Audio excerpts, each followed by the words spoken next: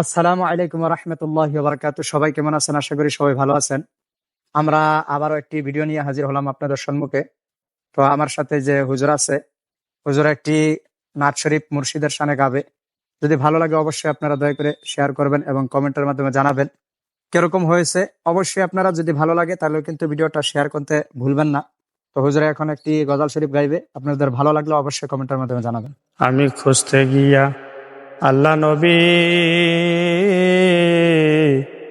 সামনে পাইলাম তোমার ছবি গো।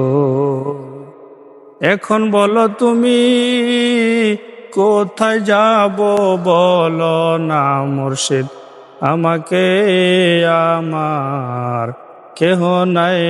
সুবহানাল্লাহ, সুবহানাল্লাহ।